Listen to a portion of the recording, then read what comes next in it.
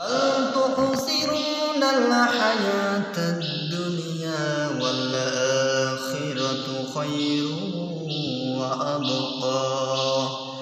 আল্লাহ রাব্বুল আলামিন কুরআনুল কারীমের সূরাতুল আলার ভিতরে বলেন, দুনিয়ার মানুষ তোমরা দুনিয়াকে বেশি প্রাধান্য দিচ্ছ, অথচ দুনিয়া হচ্ছে ক্ষণস্থায়ী, আখিরাতই হচ্ছে তোমাদের জন্য চিরস্থায়ী।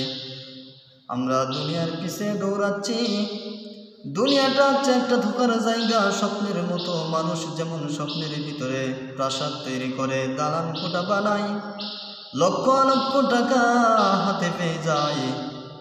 মানুষ স্বপ্নের ভিতরে মারামারি করে, স্বপ্নের ভিতরে বিভিন্ন জায়গায় চলে যায়। যখন ঘুম ভেঙে যায় তখন সব কিছু মিথ্যা বলে পরিচিত হয়ে যায়, সব কিছু মিথ্যা হয়ে যায়। ঘুম ভাঙার পরে স্বপ্নের দেখার জিনিস যেমন মিথ্যা হয়ে যায়।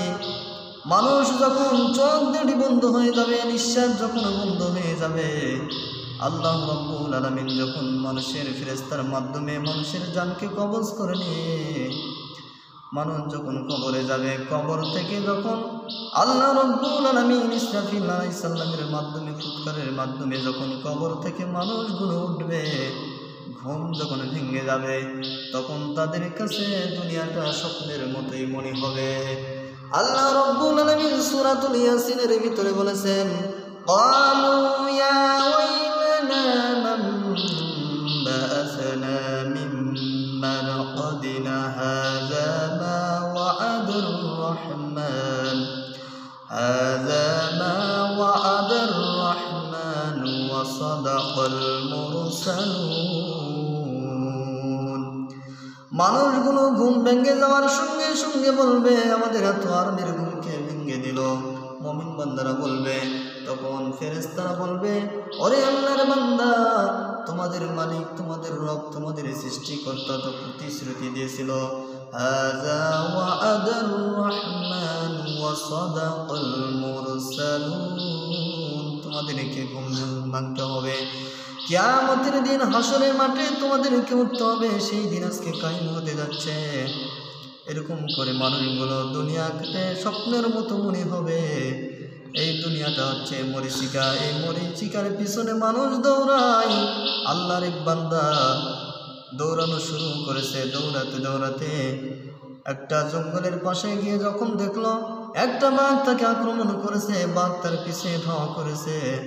পিছিয়ে ধাওয়া করতে করতে এক পর্যায়ে আল্লাহর বান্দা কোনো পথ না পেয়ে একটা কূপ দেখে কূপের ভিতরে যখন ঝাঁপ মেরেছে, ঝাঁপ মারার সঙ্গে সঙ্গে কূপের ভিতরে একটা রশি ছিল।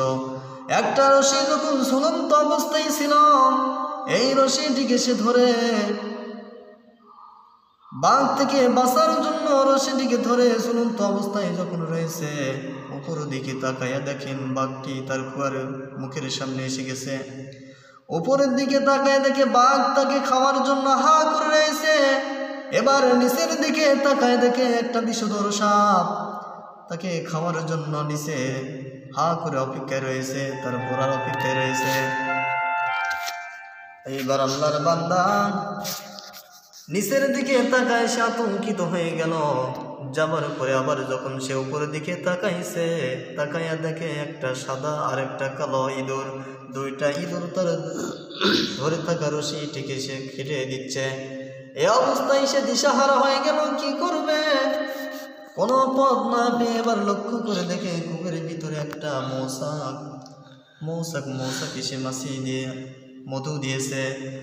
সে মধুগুলোকে একটা আঙ্গুল দ্বারা যখন মধু তার আঙ্গুলে ভরায় নিয়ে যখন ঠোঁটে লাগাইলেন, জিহ্বাতে লাগাইলেন, লাগানোর সঙ্গে সঙ্গে এত বিপদগুলো, সমস্ত বিপদ মুহূর্তের মধ্যে ভুলে গেলেন।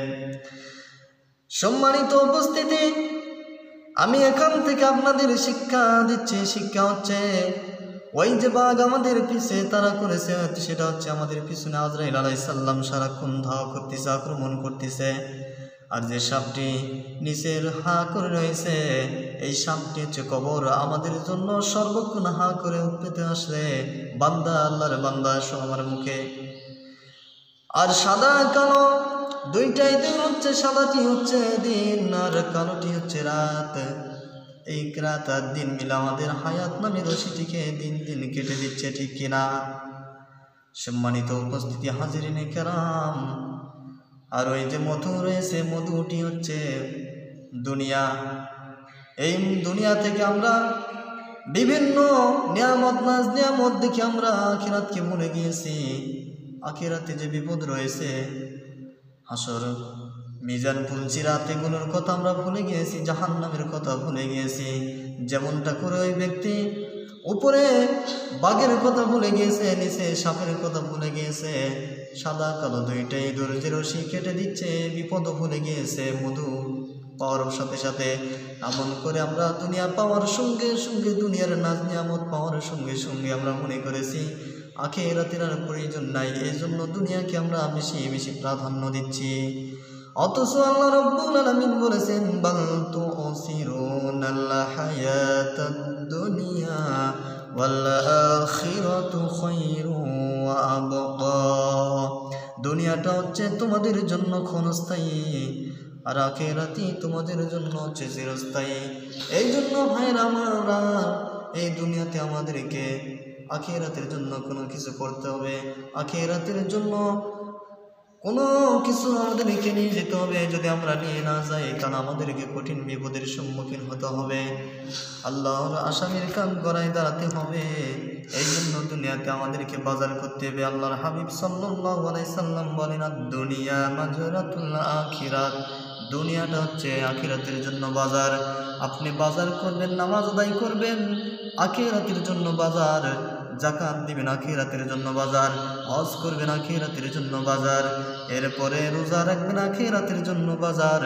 স্ত্রী মেয়েকে পর্দায় রাখবেন, আখিরাতের জন্য বাজার।